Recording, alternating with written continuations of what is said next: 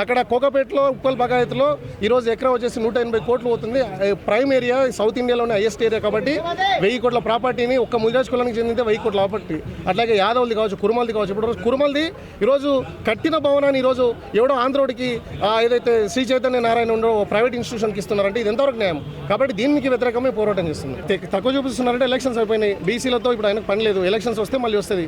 రాహుల్ గాంధీ ఏమో వాడు రాజ్యాంగం పట్టుకొని ఎవరి జనాభా ఎంతో వారి వాటా అంత అంటాడు. ఇక్కడ చూస్తేనే మొత్తం రివర్స్ ఉంది. సో బీసీల మీద వాళ్ళకు 42% కామరెడ్డి బీసీ డిక్లరేషన్ హామీ ఏది నెరవేర్చారు? మళ్ళీ అదే 16%, 17% రిజర్వేషన్ తోటే ఈరోజు లోకల్ బాడీ ఎలక్షన్స్ నిర్వహించే పరిస్థితి ఉంది. ప్రభుత్వాన్ని కూడా మేము ఏం చేస్తున్నాం అంటే ఈ దళారులు దుర్మార్గులు చేరి దీన్ని నాశనం చేస్తున్నారు, దీని మీద చర్యలు తీసుకోమని చెప్తున్నాం. గత గవర్నమెంట్లో బడుగు బలహీన వర్గాల కోసం, పేదల కోసం గ్రామాల నుంచి హైదరాబాద్కు వచ్చి చదవడం కోసం ఇబ్బంది పడుతున్న పిల్లలను ఉద్దేశించి కోకపేటలో ప్రతి కులానికి దాదాపు 5 ఎకరాల పొలము గవర్నమెంట్ డబ్బులతోనే భవనాలను నిర్మాణం చేసి ఇవ్వడం జరిగింది. అయితే అన్ని సంఘాలలో ఉన్నటువంటి పెద్ద మనుషులమని చెప్పుకునే వాళ్ళు ఆ సంఘాలలో ఉండి గ్రామాల నుంచి వస్తున్నటువంటి తన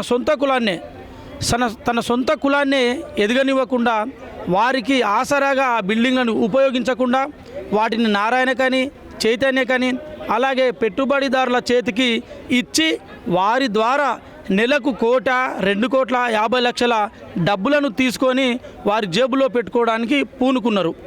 ఇది తప్పు అని ఈరోజు మారుమూల గ్రామానికి చేరే వరకు కూడా సోషల్ మీడియా ద్వారా మేము విషయాన్ని చేరవేయడం జరిగింది. దానిలో భాగంగానే ఈరోజు ప్రెస్ మీటు నిర్వహించడం జరిగింది. ప్రభుత్వం ఏదైతే కుల సంఘాలకు ఏదైతే భవనాలు కేటాయించి స్థలాలు ఇచ్చి భవనాలు కట్టుకోవడానికి డబ్బులు ఇస్తే దాంట్లో అన్యాక్రాంతం చేసి మా యొక్క సొంత ఆస్తులుగా అనుకొని ఈ నారాయణ శ్రీ చైతన్య లాంటి సంస్థలకు ఈ భవనాలను లీజుకి ఇవ్వడాన్ని తీవ్రంగా వ్యతిరేకిస్తూ అలాంటి లీజుకు దశాబ్దాలుగా లీజుకిస్తే ఆ భవనాల యొక్క మాకు అవసరానికే రాదని చెప్పేసి తెలియడానికి, ఎందుకంటే ఈ భవనాలు మాకు అవసరం ఉంటే యువత వచ్చి హైదరాబాద్లో మంచి చదువులు చదువుకుంటే వాళ్ళు కనీసం వాళ్ళ ఫీజులో రాయితీ లేకుండా ఉండడానికి నివాస ప్రాంతంగానైనా వాళ్ళ హాస్టల్లో ఉంటూ మంచి చదువులు చదువుకొని ఒక పెద్ద పొజిషన్లో ఉండడానికి ఒక మంచి ప్రయత్నంగా దీన్ని ప్రభుత్వాలు భావించిస్తే ఈ కుల పెద్దలుగా చెప్పుకునే వీళ్ళందరూ దీన్ని సొంత ఆస్తులుగా భావించి వేరేళ్లకు ఇవ్వడాన్ని తీవ్రంగా ఖండిస్తూ గతంలో కేసీఆర్ గారి ప్రభుత్వంలో 189 జీవో ద్వారా 67 ఎకరాల 30 గుంటలు బీసీలకు ఆత్మగౌరవ భవనాలుగా ప్రకటించడం జరిగింది.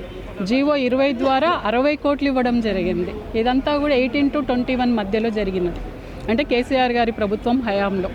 అంటే బీసీలందరూ కూడా ఆత్మగౌరవంతో ఉండాలి, వాళ్ళకి సంబంధించినటువంటి సమాఖ్య భవనాలుగా సొసైటీ ఏర్పాటు చేసుకొని ఒక ట్రస్ట్గా ఏర్పడి, అంటే ఇబ్బడి ముబ్బడిగా కులాలు సంఘాలు ఉంటాయి, అందరు ఐక్యమై ఒక తాటి మీదకి వచ్చి మీరు ఐక్య భవనాలు కట్టుకోండి, మీ కుల అభివృద్ధిని మీ చేతుల్లోనే పెట్టుకోండి అని ఒక మంచి ఫార్ములాతో, ఒక డిటెన్షన్తో, ఒక మైండ్ సెట్ తోటి ఆయన ఇవ్వడం జరిగింది.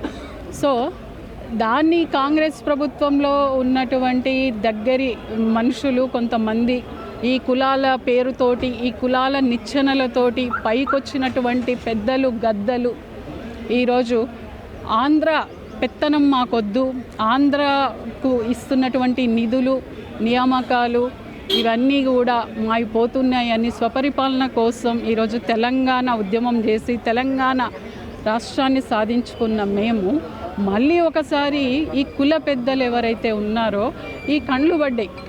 ఇప్పుడు ఎగ్జాంపుల్ ఒకటి మన ముందుకు వచ్చింది కుర్మ భవనం ఒకటి.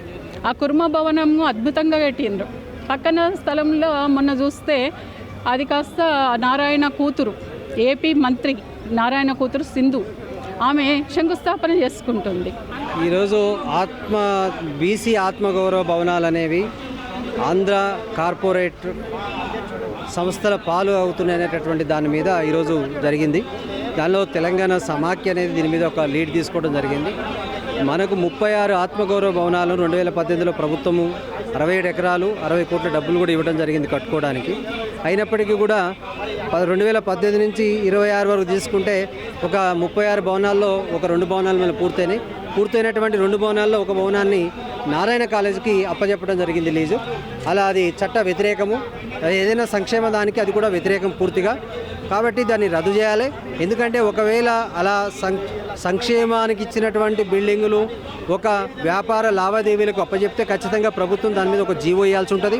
ఒకవేళ నారాయణ ఒత్తిడికి తలకి ఒక జీవో ఇస్తే ఖచ్చితంగా ఆ జీవో 36 కులాలు కూడా వర్తిస్తుంది. కాబట్టి 36 ఈ భవనాలు అనేవి కూడా పేద బీసీ యొక్క యువతకు దక్కకుండా పోతాయి. కాబట్టి ఖచ్చితంగా ఈ వ్యవస్థను ఆపాలని మేము కోరుతా ఉన్నాం.